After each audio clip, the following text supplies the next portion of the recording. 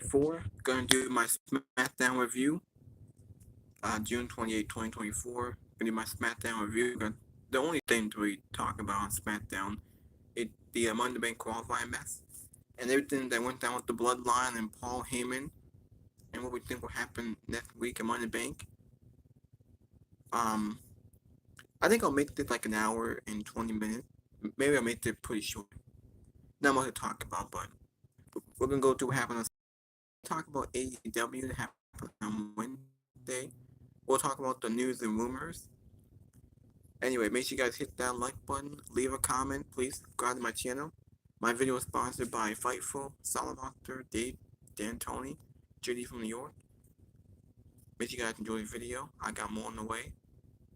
I will do AEW Forbidden Door that's coming on Sunday. That's the pay-per-view.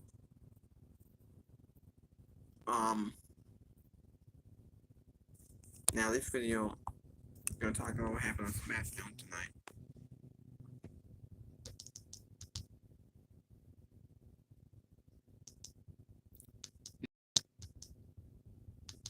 Here's AEW Forbidden Door. Tomorrow gonna be the go home show. It might be 4 hours long. The Bloodline acknowledgement invades New York.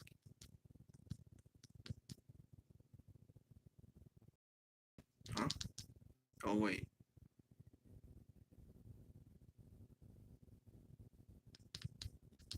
Alright.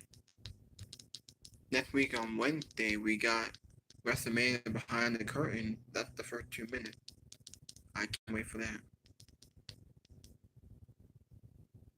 Logan Paul, Tiffany Stratton take Greg Garden. Tiffy time and Logan time. We have 3 qualifying matches for Money in the Bank. With LA Knight, Logan Paul, Santos Escobar.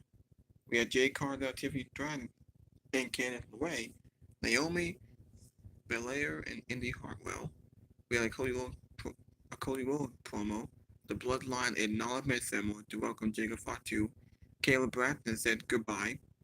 As you guys know, Caleb Braxton leaving the company. Not sure where she's gonna go, but she is leaving the company.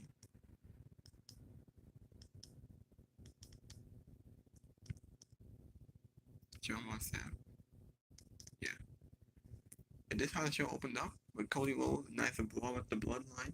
That was in the opening match of the show.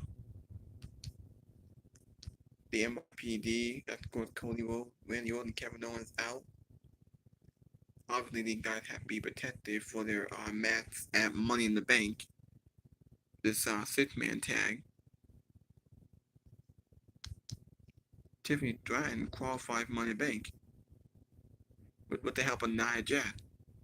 Because Nia Jax screwed over Jade Cargill in that match. I get that they'll get me feuding. I'm happy for Tiffany Stratton. She's a fan favorite to win this year's Money in the Bank. It definitely fits her character. Well, I have to fix my camera here.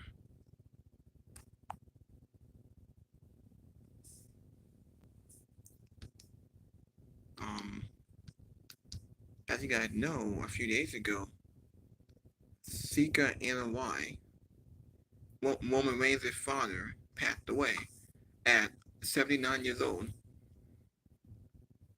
My heart goes out to Roman Reigns and his family, including his father. We hope that, hopefully, when Roman Reigns comes back to television, that they bring that up. That his father passed away, wants to acknowledge him.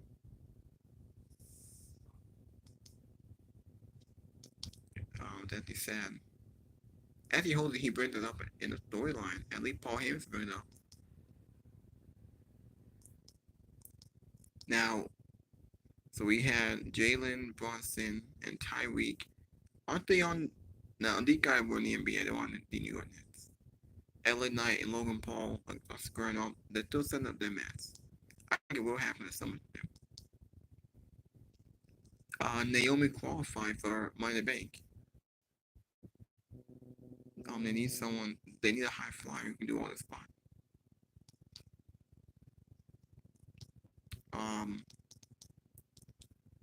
let me show y'all Solomon.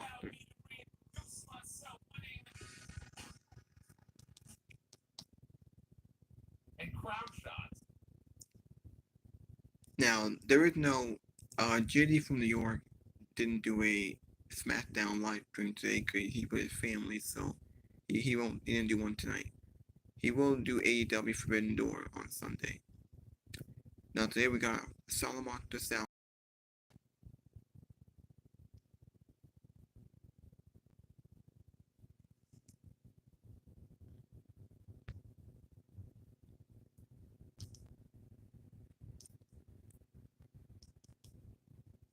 Here we go. They were there to fit as many people in as they could, which is my philosophy too. If you can fit the maximum number of people in the building, why run some gigantic stage? Get as many people in the building as you possibly can. They were packed. Nick Khan was said to be there. Stephanie McMahon.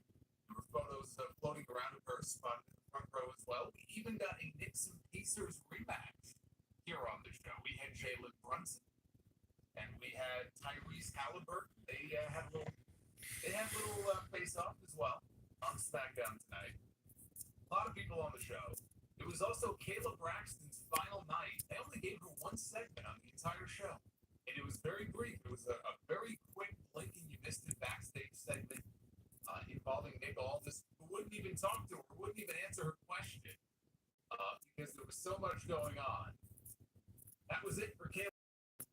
Not a very memorable appearance, but nonetheless, she got to work her final show at Madison Square Garden, which, look, if you're going to go out and you're going to work your final night, MSG, not the worst place in the world for your final show.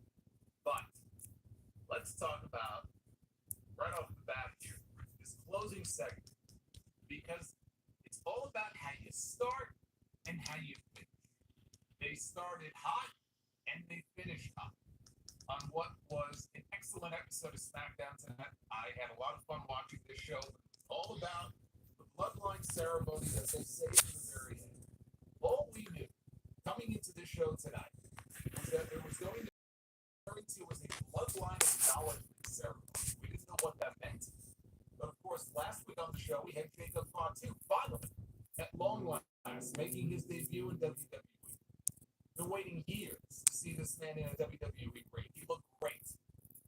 He was on the show tonight as well. His Madison Square Garden debut for Jacob Fatu. I'm so fucking happy for that guy. Me too. You know how long he's been waiting for this opportunity?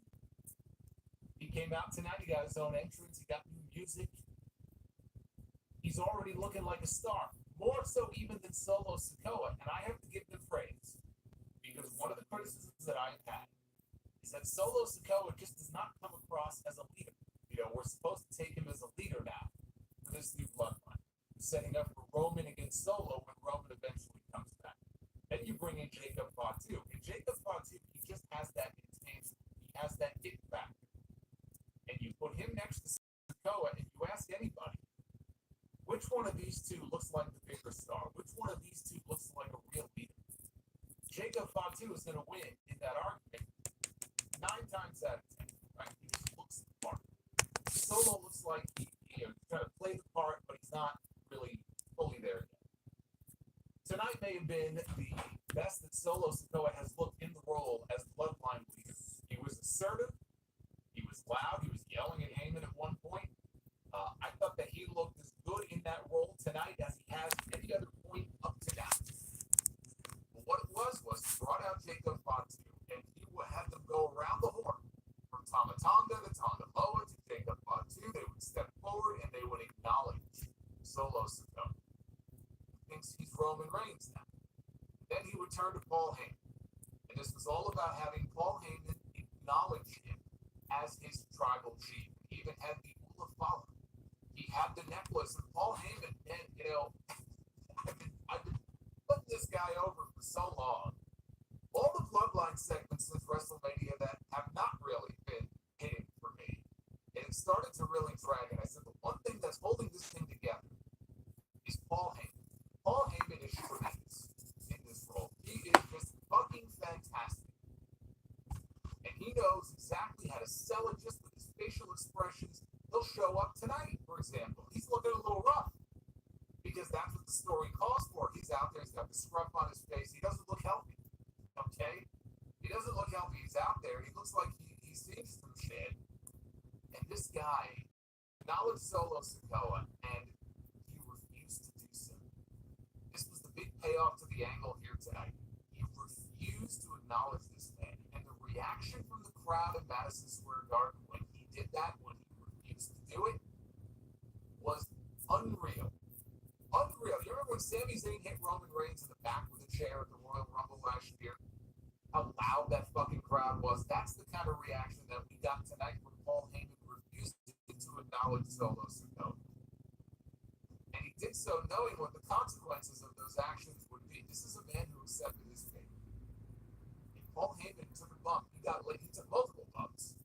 He took 3 bumps, which is 3 more than he usually takes. He doesn't look like he should be out there taking bumps, but he took 3 of them in this segment and ended up laid out at the very end. And we'll get into exactly what happened and what they did to this guy. That final shot of the new Bloodline, Solo's Bloodline, standing over the broken, fallen body of Paul Heyman, as people chanted for Roman Reigns. We want Roman. When Roman Reigns finally does come back, whether it's Money in the Bank next weekend, which seems unlikely at this point, SummerSlam seems more likely, but whenever it is that Roman Reigns comes back, and he'll likely have Paul Heyman with him the night that he comes back, the reaction, wherever they are, whether it's a stadium, whether it's an arena, is going to just out. It's going to blow the roof off the place. The place doesn't even have a roof. It's all been building to this moment. And we're getting closer and closer and closer. The addition of Jacob Fatu adds a whole new dimension to this. I mean, just looking at him out there, the way he's in the ring, pacing back and forth, he looks like a scary SOB. They call him the werewolf, the Samoan werewolf, right? It's a name that fits him, suits him very well. But this was the best that this new Bloodline has looked since Solo formed this new faction. Fatu has a very big part to play in that. But I thought that show closing angle and what it is setting up for was fantastic. Absolutely fantastic. I thought that was great. On the show, we had a series of Money in the Bank qualifying matches, 2 for the women, 1 for the men. We'll get into who is moving on to Toronto and who is not. But there is one, unfortunately, for all the positive things I can say about the show tonight, and there was a lot to like about Smackdown. I also have to say this. I think the only thing I am looking forward to, more than Raw moving to Netflix, is Smackdown getting the fuck off of Fox and moving back to USA. If you want to get the full Fox experience tonight, there you go. There you go. That's the Fox experience. See that black screen? How many times do we have to sit through this tonight, watching this show? Muting and random blackouts all night long. Here, this is the full Fox experience for you. Fuck Fox. It's one thing to have the crowd chanting, fuck you Solo, or fuck you this person or that person, and they mute the crowd. See, that I understand. There are certain things that the crowd may chant, and it's like, all right, FCC violation or whatever, you gotta mute the audio. What is with the constant blackouts on screen? Is there a woman in the crowd showing her top down? Is somebody mooning the crowd? What is going on that we need so many blackouts on the show? The muting is bad enough. Just at seemingly random moments where you wouldn't expect that there's anything happening in the crowd that would necessitate something like this. I mean, they fucking butchered the show tonight. And I still enjoyed the show in spite of it. But holy shit, this is as bad as I've ever seen it. This network sucks. When can they get this show off Fox? How many more months? September, right? I think September this show moves. Yeah. You can't come soon enough. There you go. This is your Friday night Smackdown review for June 28th. David Coulthard and David Ferry coming in with the $51 for Coulthard super chat. I saw confusion. Saw the red color there in the chat. I said that's got to be David. There he is. Welcome to David and everybody else joining us here tonight. It is good to have all of you. Let's go through this show. Again, you will see messages popping up on screen here and there. I thank you for all of the super chats. We'll hang out later on and read them. We got a recap at the very beginning of the show. Tuesday view last week. Excellent. Big view on Smackdown. Look, there was a lot to like about WWE television last week. That was the strongest week of WWE TV all year. We have Wyatt 6 right debuting on Raw. And I thought Jacob Fatu's debut was even better than that. As great as that was, the presentation of that, I thought Jacob Fatu's debut was pitch perfect last week. You want to introduce somebody in a dominant way, in a memorable way, in an impactful way, you have him show up the way that he did. Not this guy over here. Fuck this guy. Yeah, right. Thank you. I'm not talking about you. I'm talking about you know who. But that's how you can be somebody laying out Cody Rhodes, laying out Randy Orton, laying out Kevin Owens, 3 of the top baby faces in this company, not only on this brand, but in this company. And laying them out in the way that he did was fantastic. So we got a recap of everything that happened there at the end of the show last week. Then we come back live. We see a shot of the Bloodline arriving, their SUV out in the parking garage. Paul Heyman is already there. He's standing there waiting for them to exit the vehicle. And Heyman asks them, "Where is Jacob Fatu?" And Solo didn't answer him. Instead, they all, including Heyman, walked through Gorilla into the arena. They didn't get very far. They had just gotten through I guess there's no curtain there technically before when they first walked out, but they got through the curtain. They were on stage, and then we got a shot in the back. Guess who else arrived in the building? Cody Rhodes, Randy Orton, Kevin Owens. Not very happy about what happened at the end of the show last week. You know, normally we see Cody Rhodes. He shows up on these shows, got a big smile on his face, right? Right? Hey, how's it going, man? Hey, good to see you. Hey, let me sign an autograph for you, right? No smile, no autograph, no handing the weight belt to somebody else, no pyro, no whoa, none of that. They're pissed off after what happened at the end of the show last week, as they should be, and they show them coming into the building. Bloodline sees this, and now they're all alarmed. So they stop in their tracks, and they're standing there, and they're waiting for the baby faces to come out, and there they are. And we got ourselves a giant brawl to open the show tonight. Randy Orton, he brawls with Tama Tonga down to ringside. Kevin Owens got Tonga Loa laid out there in the crowd. And he got Tonga Loa laid out on a table. Owens then just gave up. He just gave up. And they show him he's walking to the back. So Owens WWE Championship against a worthy, credible champion. So I don't know where Solo was. I think it was laid out on the floor, but he looks into the camera and he's addressing Solo Sikoa. He says, "I don't know why you're calling it the Bloodline. I look at you and I see a seat filler." And the cops finally got all 3 of the baby faces to leave. This was of a start to this show. Exactly. They knew they were going to have a hot crowd. They knew they had a packed house. And they ended with that great angle the week before. So it only made sense to pick up where things left off last week. And you just have these 6 guys just beating the hell out of each other all over the building. It was a hot way to open the show. They were, like I said, they were pissed off, as they should be, after what happened on last week's show. No Jacob Fatu here at the beginning of the show. And I like that. Because look at what happened to the Bloodline here in this segment, right? They all got laid out. Solo got laid out. Tama got laid out. Tonga Loa got laid out. You don't want to have Jacob Fatu coming out in week 2 after that great debut and just getting beaten up and laid out like everybody else. You got to keep him special. You got to protect him. And that's what they did. They did not have him here in the opening segment for that very reason. But let's go back to the line that Cody said about how here we are at a packed, sold-out Madison Square Garden, and I should be here tonight defending the WWE Championship against a worthy, credible challenge. When he said those words, when he made that comment, the camera was just perfectly positioned right behind Cody in the background is Randy Orton. And as soon as those words left his mouth, you could see Randy Orton. It's like he perked up, he turned right around, he snapped around, and he's staring at Cody Rhodes. And he got a look on his face, eyebrows got raised, right? That was the first thing I noticed. They had Orton in the shot, and he immediately turned around and he looked at Cody Rhodes. And that is not the first time that that's happened, right? You think back to, was it Clash, right? Clash at the Castle. When the three of them were fighting with the Bloodline, and there was that shot in the aisleway of Randy Orton. I'm pretty sure it was Clash at the Castle.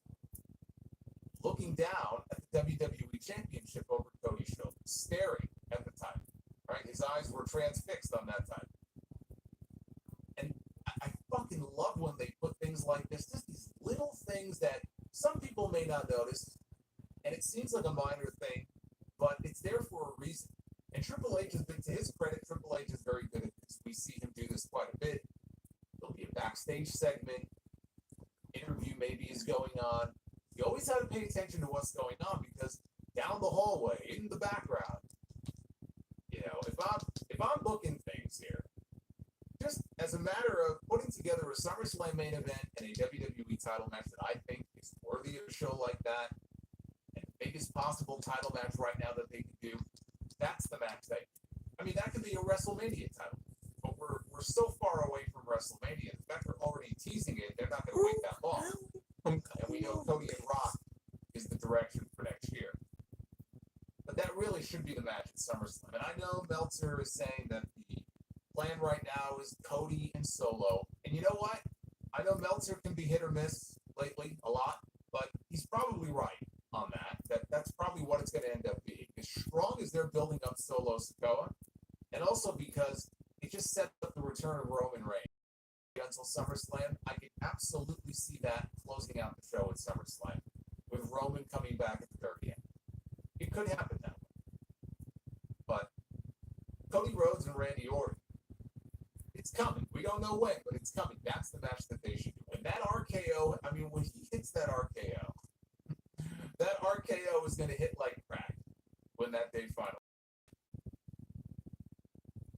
So after a recap of moments ago, we got the one Kayla Braxton segment on this show. Between the two of them, as this is going on, Jade stands up, doesn't see that Indy Hartwell has emerged. You can do that on TV in a few weeks. You know, Nia and Tiffany have been very friendly lately. So now they have a couple of matches set up for Bianca and Jade. What that means for Bianca and Jade at SummerSlam, I don't know. Because we already know Nia is wrestling Bayley at SummerSlam. So they're not going to do a tag team match on that show. It's hard for me to imagine Bianca and Jade in some meaningless tag team match against who else even is there realistically that they would be wrestling at SummerSlam. I mean, it seems more realistic. PS4 decided they wanted to fight Pretty Deadly instead. And we're going to get that match on Smackdown next. Paul Heyman was in the back with Solo Sikoa. And he told Solo that Cody, Randy, and KO have all been escorted out of the building by the NYPD. And he wanted to know, A, what the hell is happening with the ceremony? Because he had no idea. And B, where the hell is Jacob Font? He's scared. He wants to know, where is this man? He doesn't want any surprises. So Solo tells him, look, Fatu's not here. And Fatu is not going to be here tonight. And that's why he said, you're my wise man. And tonight we're going to make that official. So he was led to believe that was the nature of this ceremony. One movie he did where he had to lose so much weight. He looked like, I mean, seriously, he looked like a refugee. It was ridiculous. And apparently older than he really is. So you can tell that not having Roman Reigns around has, unfortunately for Heyman, it has taken its toll. Oh, this motherfucker. Thanks, guys. Fuck you. Thank you, NWO Matt. I'm still confused, by the way, without getting into all the Dynamite stuff, about what is going on with the Jericho match with the Forbidden Door. Apparently, it's a trios trios match. They did an entire segment devoted to teasing a match between him and Minoru Suzuki, which apparently is not happening this week. So I'm very confused, but we'll talk about that this week.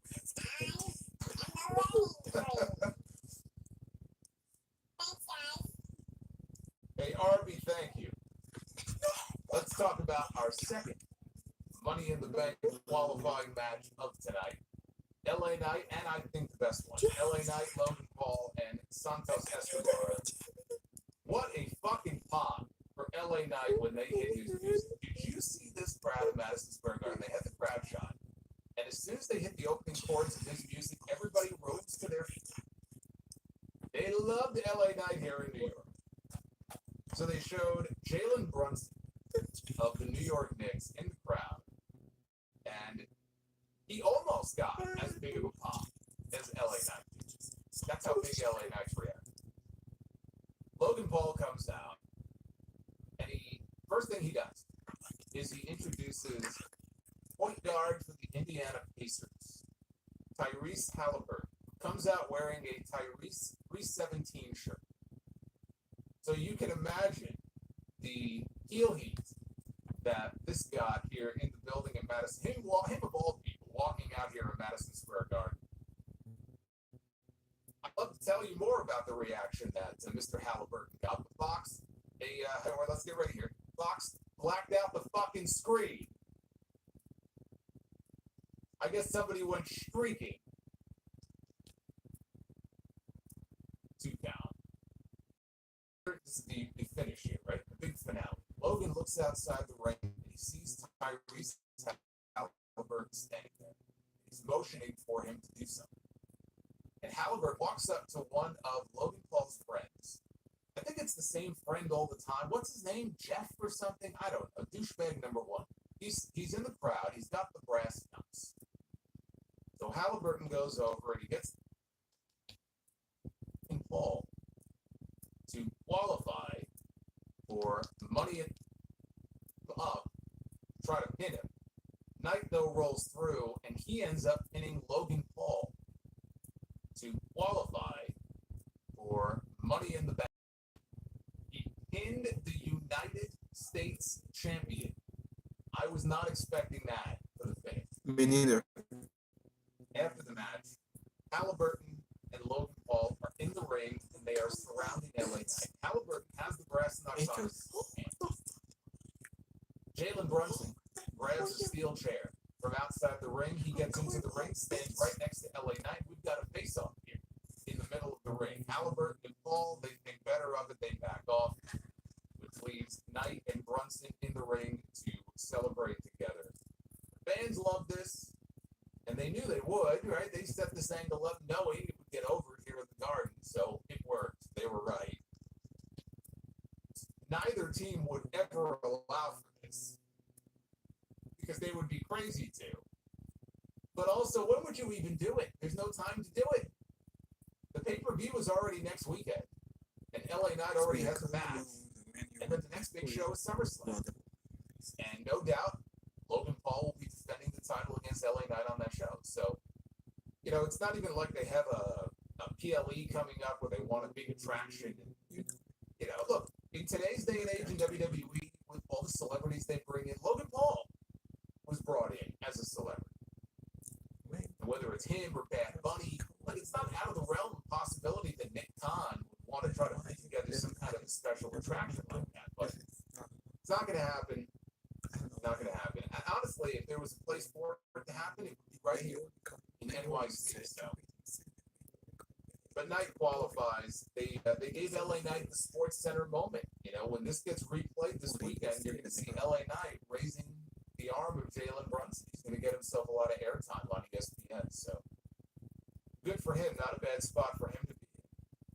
So now let's game this out a little bit. We've got LA Knight qualifying for Money in the Bank. With that happening, I cannot envision a scenario where Logan Paul does not get involved in that ladder match and screw LA Knight out of the briefcase. I can't even conceive that he doesn't get involved in something.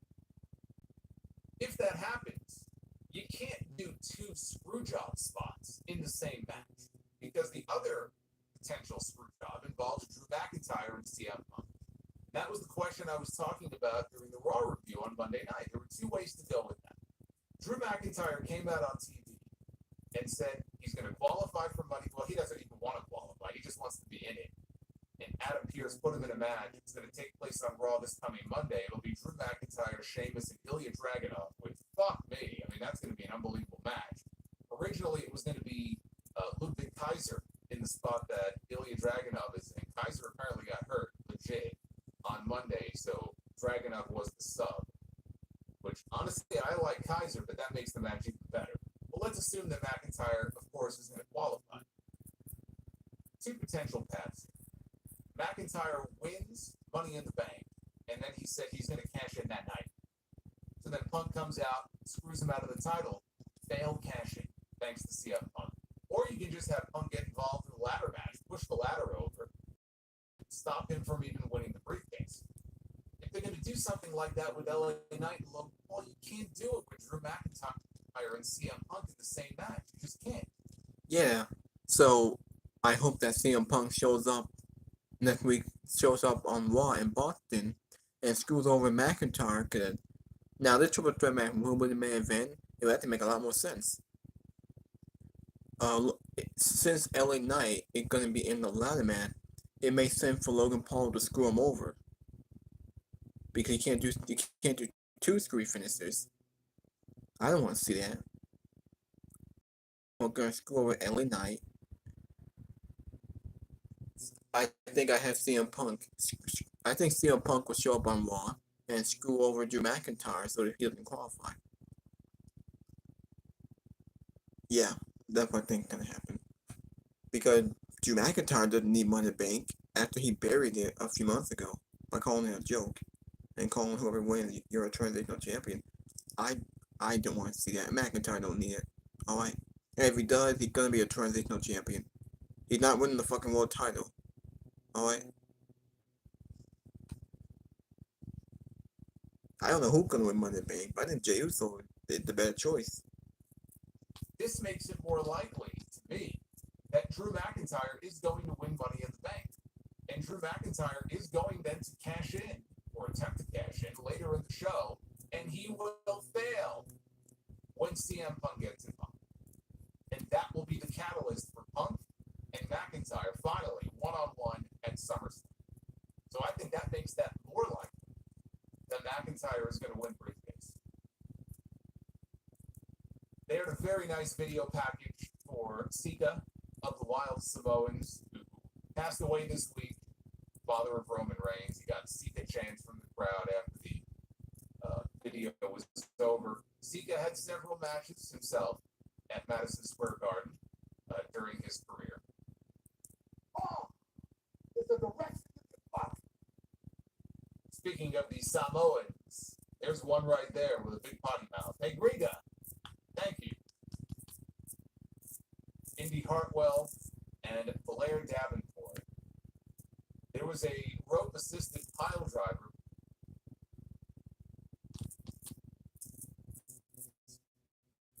And Gargano is trying to explain to him, look, Waller does not care about you at all. He's using you just to keep those titles. And before he can get another word out, he got attacked from behind by Grayson Waller, who laid out Gargano, and then Theory pulled him away. So that match is taking place on the show next week. I thought they would save it for SummerSlam. Being Cleveland, I think that's where Gargano is from. I thought maybe they would want to wait.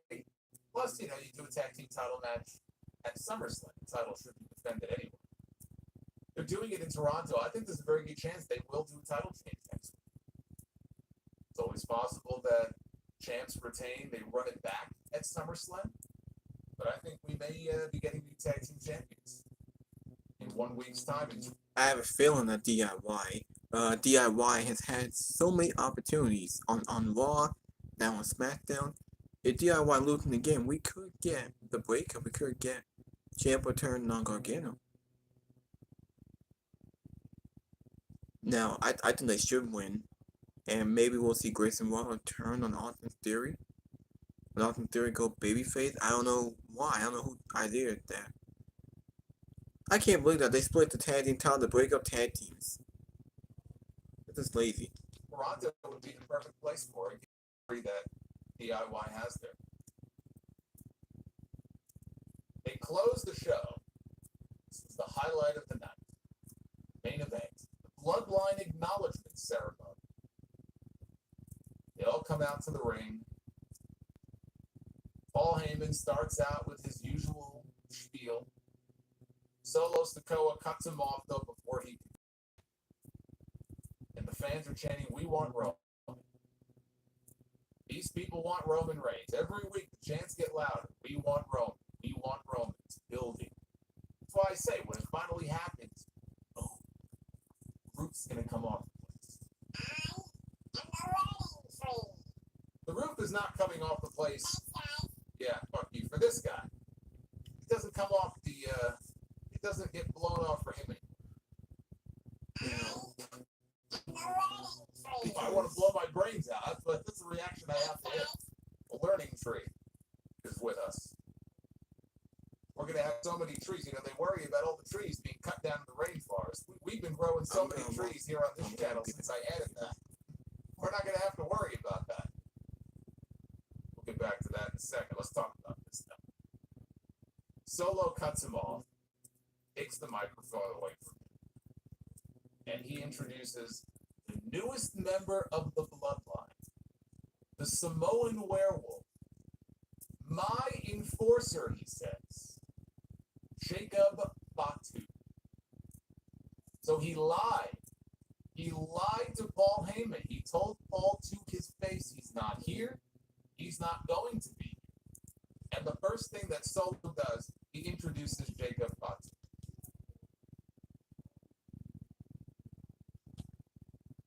So this was a bad omen for Paul Heyman here in this segment. So Fatu got his own entrance, which again is great, separate and apart from the rest of the Bloodline. Second weekend, he gets his own entrance. He's got music already. Now look, the majority of WWE music these days is very generic. It's one of the biggest problems I have with the product is the music. For every good Def Rebel theme, like Roman Reigns, that's a Def Rebel theme, right? It's not like they don't have some good themes. For every good theme, there's 4 bad ones. And music is such an important part of your presentation, especially in this company. They're all about presentation. They have 5-match pay-per-views because half the pay-per-views are spent on presentation and entrances and crowd shots. This company is all about presentation. So, And I don't mind it.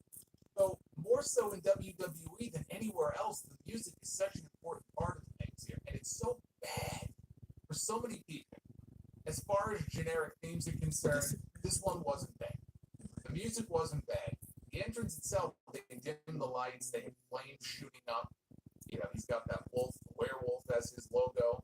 His t-shirt, by the way, with that werewolf logo on it, he debuted 1 week ago. Okay, 7 days ago, this man debuted on Smackdown.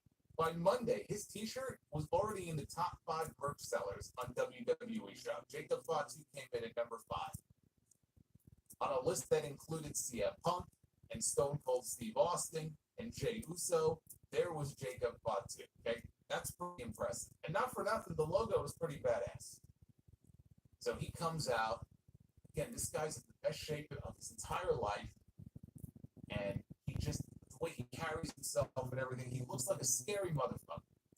He may be out there as Solo's enforcer, and I could definitely see this guy as an enforcer. I'm not saying he's unbelievable as an enforcer, but playing second fiddle to somebody else. This is not going to be a goal that is long-term for Jacob Fatu. This guy is a star. So now they're all in the ring together. And the first thing that Solo Sikoa tells everybody to do is, here in Madison Square Garden, is acknowledge him. Of course, they don't want to do it. He calls his right-hand man, Tama Tonga, step forward. Tells him to acknowledge him, which he does. Then he calls for the infamous Tonga Loa.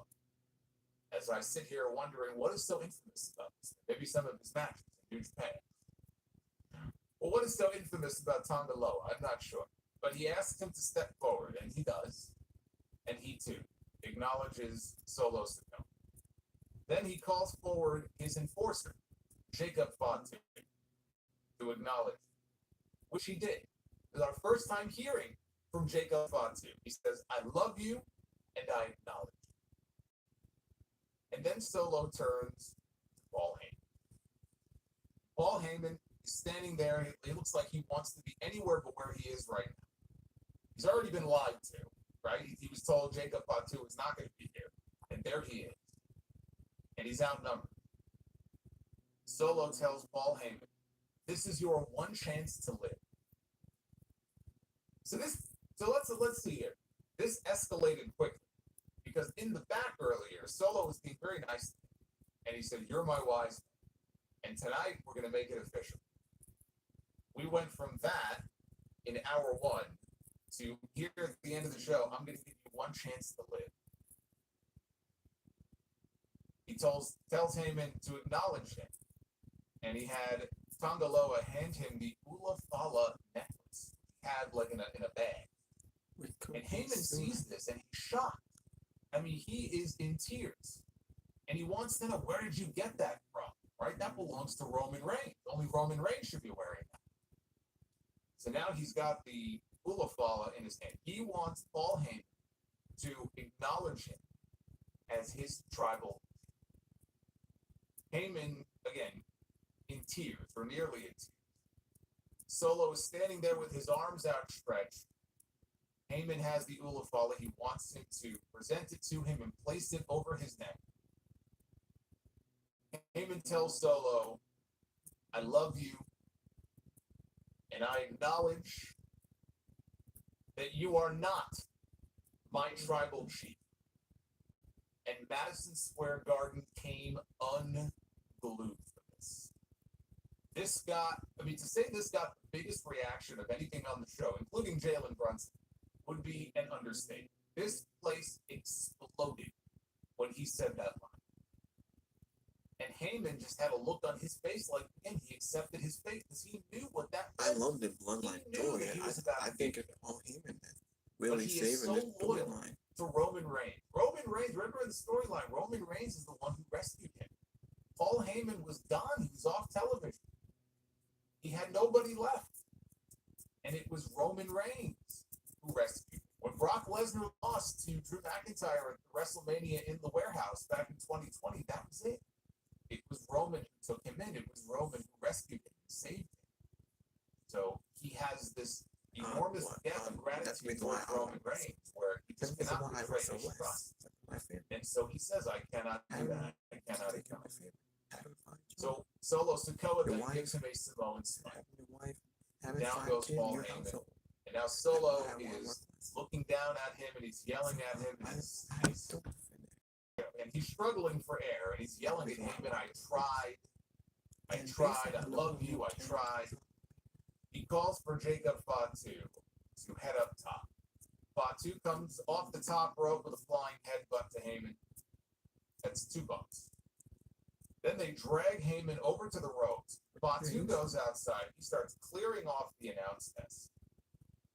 And Tama Tonga and Tongaloa are fighting for their lives as they attempt to pick Paul Heyman. Now, Paul Heyman, he's a heavy guy, and he's put on a lot of weight. And they are struggling to get this man up.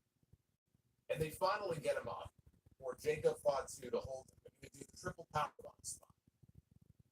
And Jacob Fatu, I mean, he's got all of Paul Heyman right in his face, okay?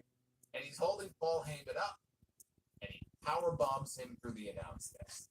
I will come at it. And Paul Heyman is left face down on the ground. He took a hell of a bump, you know, for Heyman. That's a pretty hellacious bump to take. And he's laid out face down on the ground. They gave him the Shield triple power bomb. Fox muted the audio for a good 10 seconds as Fatu placed the Ula Fala around Solo Sikoa's neck, and the Bloodline stood tall over the broken body, over the bones of Paul Heyman, raising up their fingers in the air to close out the show. Now, at least here, I would imagine the reason that they were muting the audio is because the crowd was probably chanting, fuck you. So, that I can understand. Of course, that doesn't explain the butchering of the rest of this episode. Seriously, this was as bad, and we've seen Fox do this now almost weekly for months and months and months. They did it a lot when The Rock was around, because The Rock, he doesn't give a shit. The Rock will come out on Smackdown. He doesn't care if it's cable. He doesn't care if it's broadcast network TV. He'll come out. He'll say, fuck this, fuck you. He'll talk about crackheads and whores and all kinds of stuff. That I can understand. But this was as bad as I have ever seen. And despite that, this was an excellent episode of SmackDown. This is one of the best episodes of SmackDown all year. Not a lot of wrestling, even though we had 3 qualifying matches for Money in the Bank. There wasn't a ton of wrestling on this show. It was very heavily driven by story, especially the Bloodline stuff, because that was a thread that, progressed throughout the entire show. But when you have stories and you have, feuds and programs that are strong enough, like WWE has at the moment, they have a lot of good things going on, whether it's McIntyre and Punk, or whether it's the Bloodline stuff, or the Liv Morgan story, or the Chad Gable stuff, whatever it may be. Creatively right now, they are firing mostly on all cylinders. Right, not everything is a win, but they're very strong right now. And when you put together a show like this, which was very entertaining, it doesn't have to be a bunch of banger matches to have a great show. And this was one of those weeks where it just felt like everything clicked, everything connected, everything made sense, everything progressed towards Money in the Bank next weekend. And the key angles and the key segments on this show were home runs. I thought they opened the show hot. They closed the show hot. That was a great angle to close out that show. Of all the Money in the Bank matches, the one I had the most fun with was the LA Knight one. For the match itself, and also all the shenanigans with the outside players, that was the most fun of all the matches that we had on this show tonight. But as far as the angle is concerned, again, I want to give props to them for the Solo Sikoa stuff, because I am not, and I don't want to sit here and say that I'm sold. Now I'm sold on Solo Sikoa as the leader of this new bloodline. It's not a role that suits him very well, but tonight was a big improvement from what we've gotten out of him. He was very assertive. He was very, obviously this is a violent beatdown on Paul Heyman. But this was as good as he has looked in the leadership position since they started doing this angle after WrestleMania. So I thought Solo was great on this show. Fatu was going to be a major player. I've been saying it. You can just tell by looking at this guy. This guy is going to be a fucking big-time player in this company for years to come. When we get the eventual Fatu Roman Reigns match, that's going to be huge. That could be a future WrestleMania match right there. Paul Heyman has carried this thing almost single-handedly since WrestleMania. He has been fantastic throughout this entire thing. And the monster reaction to that line, it just goes to show you that, right? Really? All these segments with him being very timid and tears welling up in his eyes. And he'll be in the ring or in a backstage segment with Kevin Owens. It's almost like he's a hostage. And through his eyes, he's trying to communicate, like, help me to this other, or he'll just straight up say, help me. Or he told CM Punk, take me with you. Remember that? Take me with you. You need those segments. You need to have those segments over a period of weeks to build to a moment like this in order for it to work as well as it did. That's why the Sami Zayn chair shot on Roman Reigns at the Royal Rumble last year worked so well. That thing progressed over months. People were waiting for it. They were dying for Sami finally to see the light, wake up. Kevin Owens telling him, dude, they're using you. Wake up. You need segments like that to get to a moment like this. And when you get it, and you get that kind of reaction from the crowd, it's got to be so satisfying. If you're WWE, if you're the people involved, if you're Heyman, if you're Triple H, it's got to be very satisfying to get that kind of validation. And now we move to the next part of the story, because now Heyman is out of the picture. Right? We're not going to see Heyman now for a little while. Now we head into Money in the Bank. Money in the Bank next weekend is a 6-man tag. They still have not clarified which 3 members of the Bloodline are going to be wrestling in that match. I believe it'll be Solo and the Gorillas of Destiny. I don't think we're going to see Jacob Fatu in the ring just yet. He's in the graphic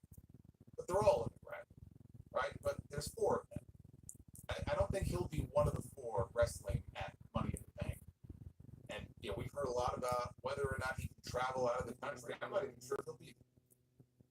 So they're doing that match, them against Cody and Randy and KO in Toronto next week at Money in the Bank. As much as I would love to see Roman Reigns come back on that show or at the end of that show, I don't think it's going to happen yet. Because I think when we see Roman Reigns, I think it's going to be with Paul Heyman. I can picture it now. It may be a case where Heyman walks out first and then steps aside and turns, and then we hear the music, and then out comes Roman Reigns, and they come back together. And if that's the case, SummerSlam is more likely than Money in the Bank. I would love for it to be next weekend, but now it almost feels too quick. Because I don't know that Roman comes back without Paul Heyman. And you're not going to keep Heyman out for 1 week. But at Money in the Bank, I could see somebody else coming back to get revenge, and that's Jimmy Uso. Now, when Jimmy Uso got taken out by Tama Tonga a couple months ago, there were reports that he was legitimately injured, and that's why they were taking him off TV.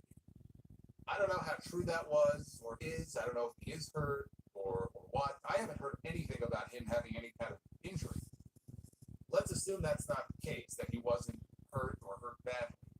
We could see Jimmy Uso return at Money in the Bank next week, right? He was left for dead by the Bloodline. Maybe we get Jimmy first, and then they save Roman and Heyman for SummerSlam.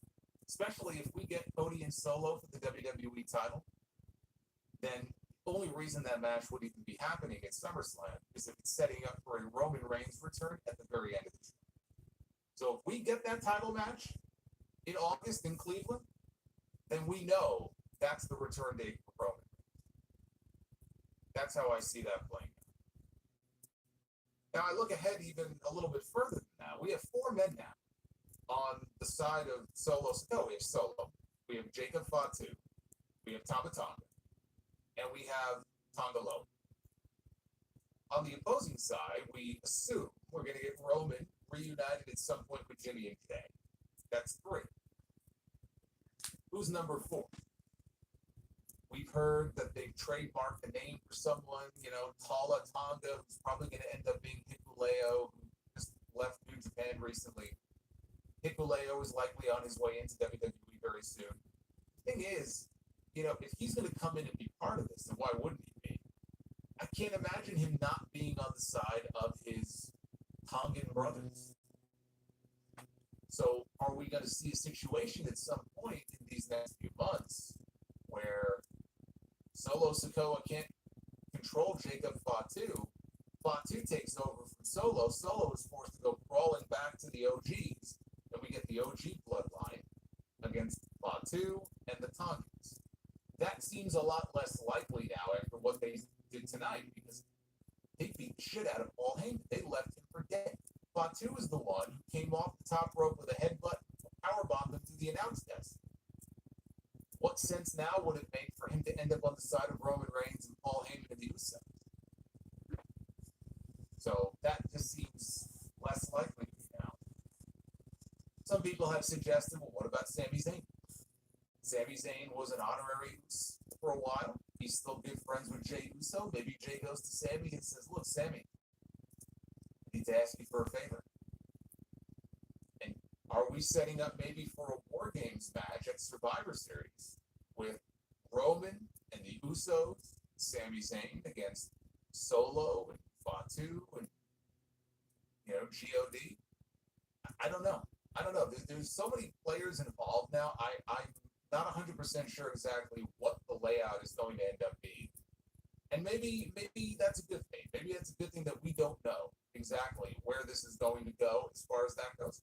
But they've got this shit mapped out. I guarantee you they've got this shit mapped out beyond WrestleMania next year. If there's one storyline that they have sat down and plotted out, probably with Roman and The Rock, it's the Bloodline story. They have got this mapped out through at least WrestleMania 41. So they know where all the pieces are going to fall. Because this right here, this is their number 1 story. This is going to get the most focus. This is going to get the most attention. I don't know how many more people are going to be introduced into this. Frankly, I think at Fatu they should stop. I mean, how many more people are you going to add before you just starts working? Right? You can get to a point where it's like the NWO. It's like, all right, we don't need any more members. I feel like Thought 2, that should be the cutoff, for now. But this Bloodline story, which was just sort of running off fumes for a while after WrestleMania, the addition of Thought 2 and the angle tonight, it has breathed new life into the story. And what we saw tonight to close out the show is excellent storytelling. And now, when Heyman and Roman come back, we're off to the races. So I thought this was an excellent show. And so did you, apparently. Because right now, as I speak, in the Twitter poll, with almost 1,500 votes in so far, almost 90% of you have given the show a thumbs up. 88.8% thumbs up, 6.4% thumbs in the middle, and just shy of 5% thumbs down. Oh, it's a correction. That's for the 5%. That's from David Theory. The Rock just told all the people who voted thumbs down what they can do with their thumb. Solo will be dreaming of Jericho. You know what?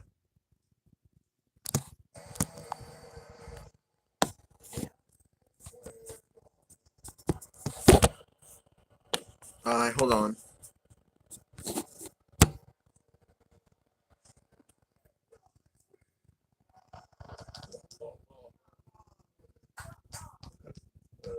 The crowd's swearing.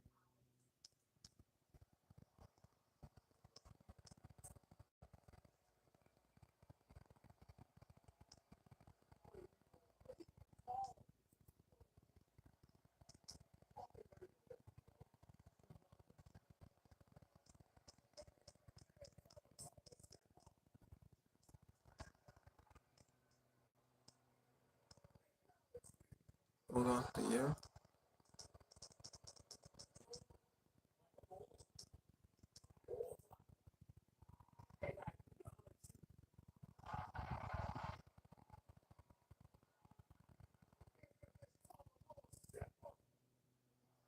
But I don't want to show the video of when they kick out Paul Heyman.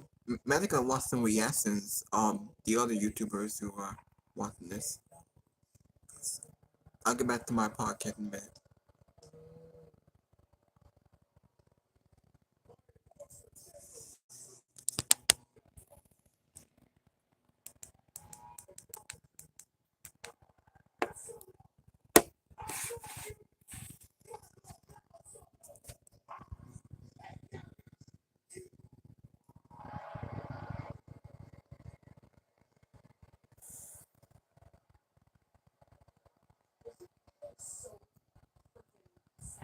He's like stressed.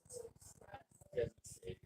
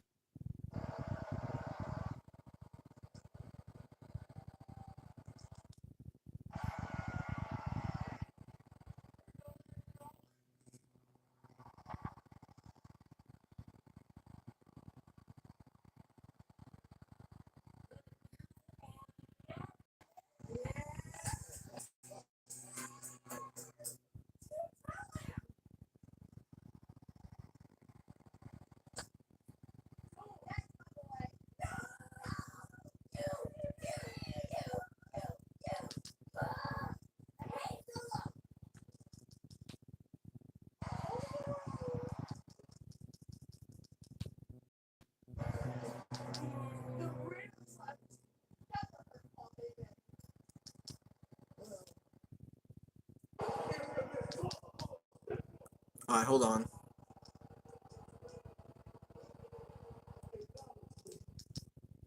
Wait, we had a dark match. We have Awesome Truth and Pretty Deadly in a dark match. Now this had to be after Smackdown of the year. We have Jey Uso and Finn Balor. Jey Uso gets a referee in the ring. And ring announcer to lead off the year. What? Well, that's weird. So we had like, I guess we had like two dark matches. We had Jey Uso and Finn Balor, and we had Pretty Deadly and Awesome Truth. These were dark matches after the show was over.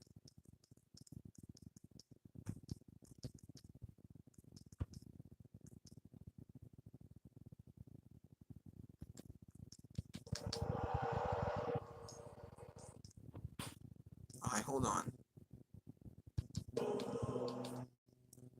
In case y'all are wondering,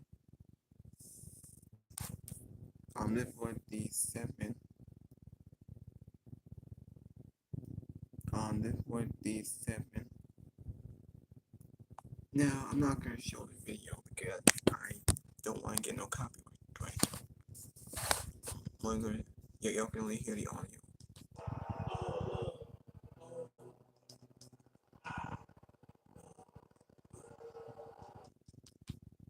Okay.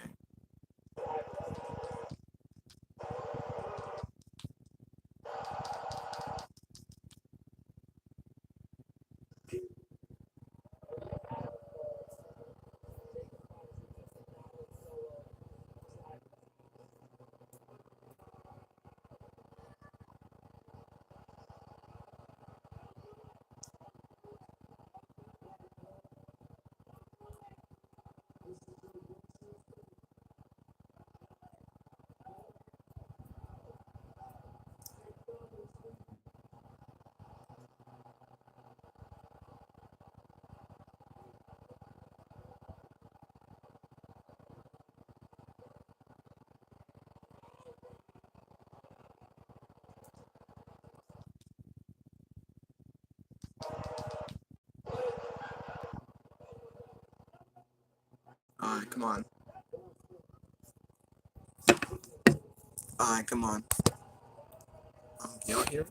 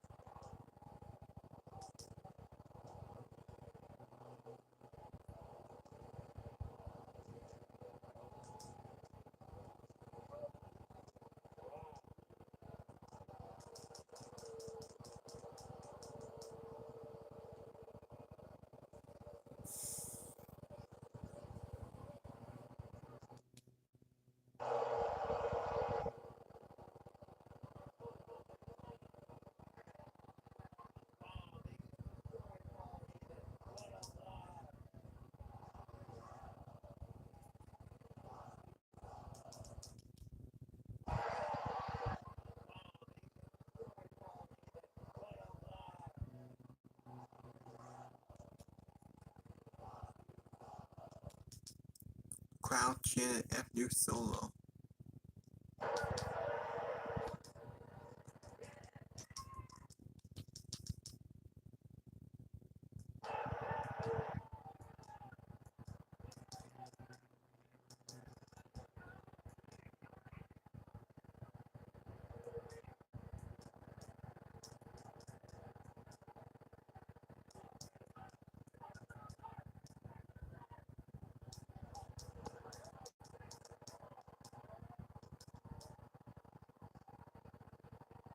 Oh wait. Yeah.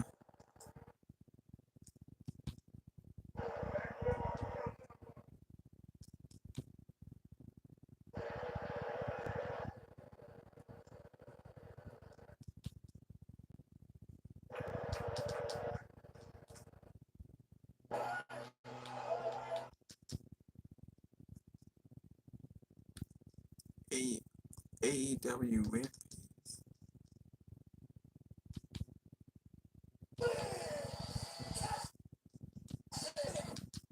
So we had AEW Rampage tonight.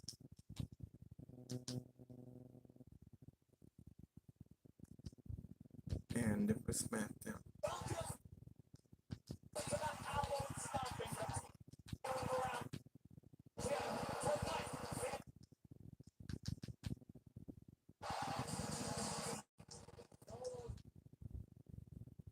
Actually asked, where's Jake?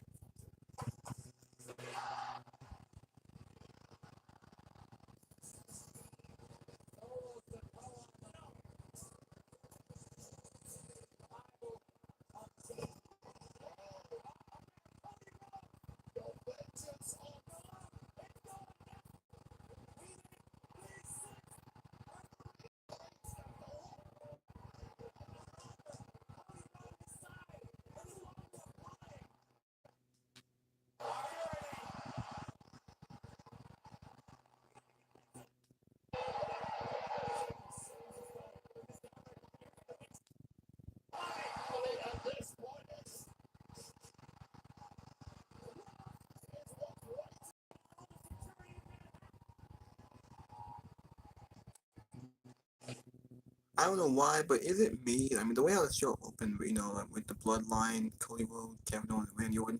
Cody Rhodes, you're the champion. Treat like an afterthought. Let that sink in. You're even dumber than you look. Check it out, the Bloodline has been crawling 18 freaking months down for good. The Bloodline, they see 3 victims. I see one of the most dangerous men on the frame, Kevin Owens, 3-time world champion, Randy Orton. And here's what else sold out. You see magic like WWE Championship, incredible opponents. Instead, no more with the Bloodline that WrestleMania. I don't know what else to get tribal team. AC Silver. Plus, it kills the option. For the rest of the year, you can feel it. Ooh, prize fighter. This arm. It can be. So also spiders. People root for one.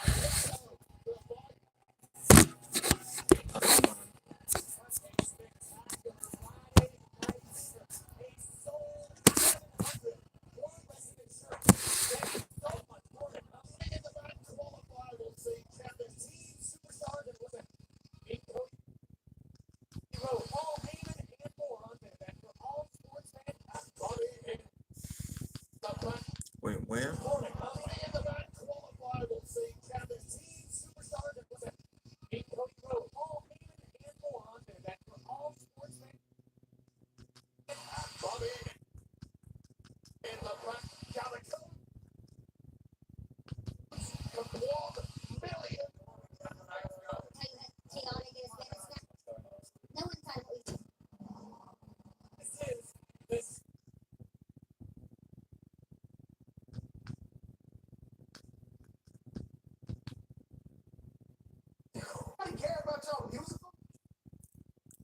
Bobby Lashley is still injured, by the way. Where's Jacob Funter? You're my wise. What's the point of having a wise man if you say he's too dangerous and he won't be your my wise man tonight?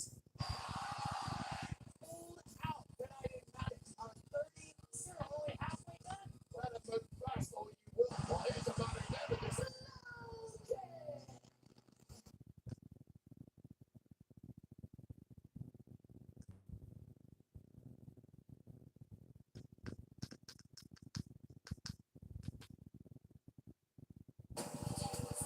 Alright, hold on.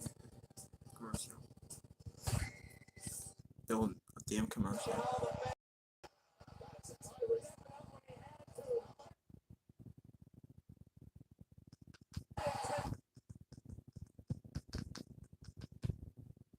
Brother Alpha, I remember as a kid. Stare out here. Forces of the industry throughout their 30 years pushing 21 tag up the air. Being inducted into big tag teams and dubbing on the pillars. Following in the footsteps of his unbloodless work ethic, high that opportunity and excellence. Says, I don't know the top stars where we come from, brother. Sure that the Ottawa game be forgotten. Tomorrow it's baseball night after they take on Jorge Silicon tomorrow at 7 Eastern. Ponte back. Entonces, se carreras. Quizás.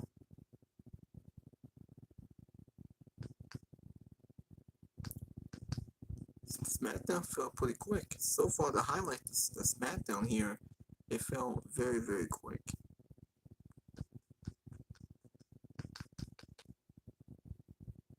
We know what's going to happen in Toronto.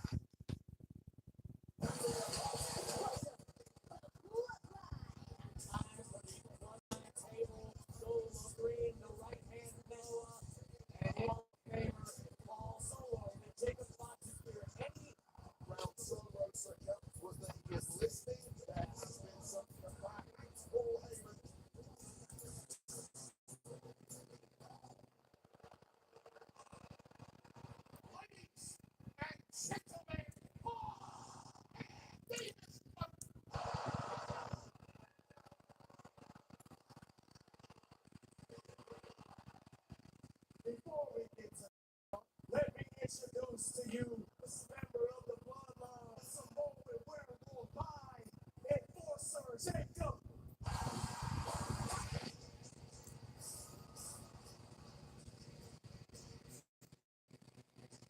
Getting at the easy goal.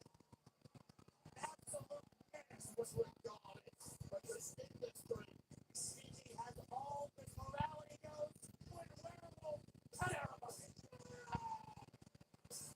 Nice Friday Night Smackdown on Bibles or motorcycle. Madison Square Garden. Knowledge me.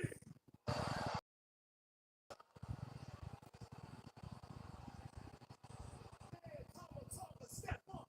Acknowledge me. Go on, and I acknowledge you. And Miss Tama Law, step up. Acknowledge me. I acknowledge you. My enforcer, Jacob Batu.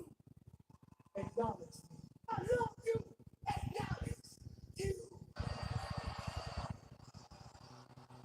This is your one chance to live. Acknowledge me. Look at me when I'm talking. Acknowledge me.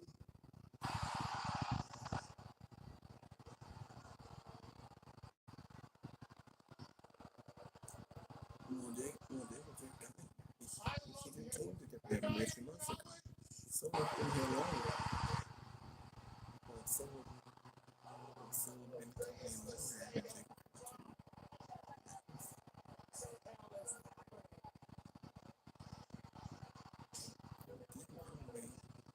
Even Almighty, very, very away.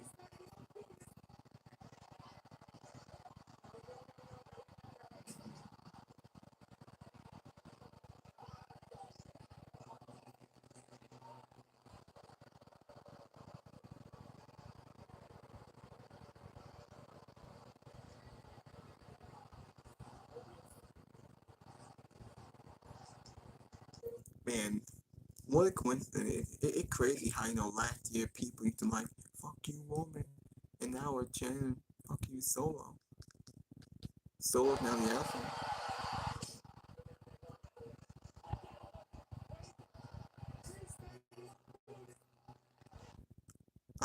Now there was a very good beatdown. I don't think it was as brutal when it was Sami Zayn when he turned on the Bloodline. I do like the Sami Zayn weapon.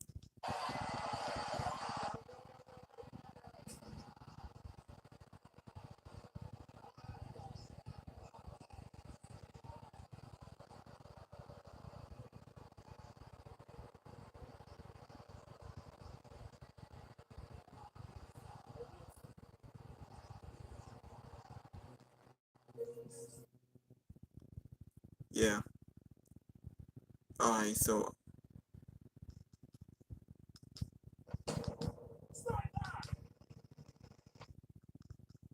um Call of Duty Mobile. This Black Ops 1. This had to be like the first Black Ops game, I guess.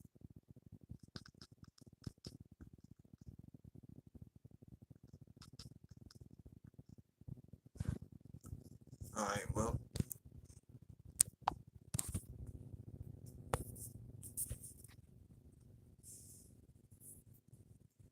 Paul Heyman something.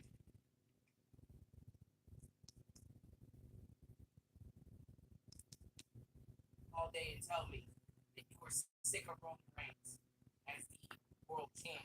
I know we've been here before. WWE tried multiple times to get Roman Reigns over as a top babyface, and every single time it has failed. It got to a point where even I said, bruh, just stay as a heel. Let people at least find you entertaining as a villain, because you're not going to work out as a face. I gave up on it. Somehow, some way, a miracle has happened where they have come up with a storyline that has gotten me to the point where I am begging Roman Reigns to come back and take his spot. When Roman Reigns returns with Paul Heyman by his side, maybe a little bit of that Uso magic as well, Jimmy and maybe even Jay, that won't go so easily. I have a feeling that reunion isn't going to be, let's just say, brotherly loving at first. When that happens, the fans are going to lose their minds. I am here. They got me to a point where, yes, I am ready to accept. Oh, whoop, my bad. I didn't want to do that.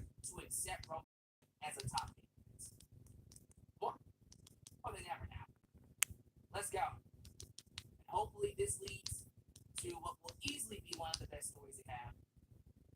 Civil War of the Bloodline, and then Roman eventually taking on The Rock at WrestleMania. Hey, I was cool with The Rock as a face and Roman as a heel. They flipped it. Now it's Roman as the face and Rock as the heel. I'll take whatever you give me. Let's take it to the next level, baby. I'm excited. I'm excited to get to whatever the storyline has in store for us. But Yeah, before we get to anything involving The Rock, Roman, let's give credit where credit is due. Solo is killing it. He's killing it as the top heel right now, at least for Smackdown. This Bloodline story arc, I didn't think it was going to be this good. When they took out Heyman, Square Garden, 17,000 plus were viciously booing him out of the arena. I'll tell you what. That's how you know he did a good job. I only wish they would have kept Solo undefeated. That's my only knock on this situation. Even if he had to lose one or two matches, I wish he would have won more matches than he's lost. Ever since he beat John Cena, all he's done is lose. And that killed some of his moments. Not all of it, but some of it. I'm happy that he's able to get a quarter of it back. And he still feels like a legit threat for right now. I just wonder how much of a threat he would have felt like if they had given him that position. Yeah, because Solo was a threat. He was taken seriously when he when he came to SmackDown and was the enforcer. I mean, like Solo. I mean, like people took Solo seriously when he made a debut to the main roster at Clash in the Castle, and he was undefeated. He would dominate. He would beat everybody. He was something serious until he was beaten by Cody Rhodes, which I didn't like. And then he would win in and losing here and there. And then he had a dominant win over John Cena, and then he been losing every week because there's no plan. Yes. Tiffany Stratton wins her triple threat match, beating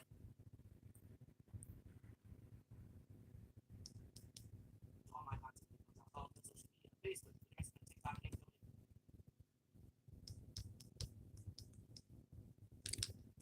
Cody Rhodes honored Dusty Rhodes in Madison Square Garden. Is that the Wing Eater? That looks like the Winged Eagle. I think that is the Winged Eagle. Yeah, no, that looks like that Winged Eagle that he talked about. Hey, what the hell going on here? Don't know why it's so goddamn slow. Alright. Now let me see this. Hold on, a damn commercial. The stakes are high.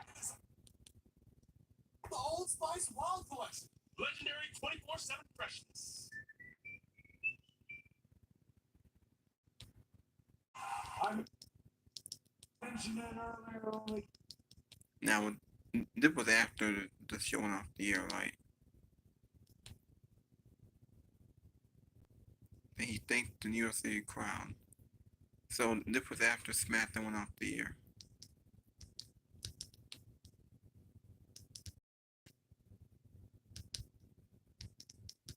Came out here.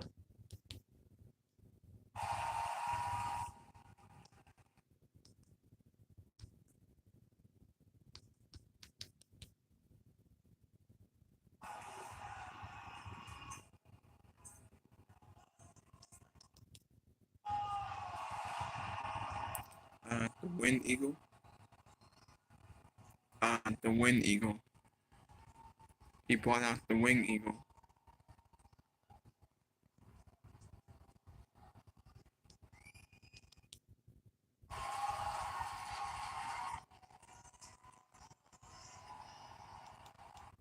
Look at that. That title's so small. That title's so small, it looks like a toy. Alright, well, I probably should end the video. I think I made it long enough. I will go to my, see what y'all been saying. Go to my other YouTubers. Just want to say thank you for watching. Thank you for all the support. Hit that like button. Leave a comment. Please subscribe to my channel.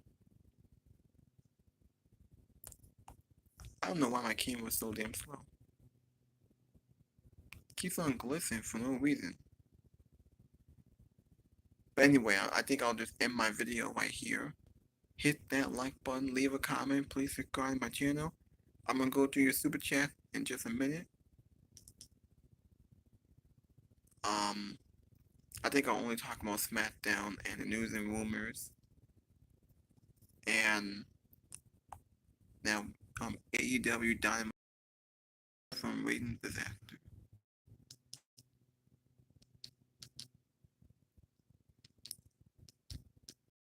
Okay.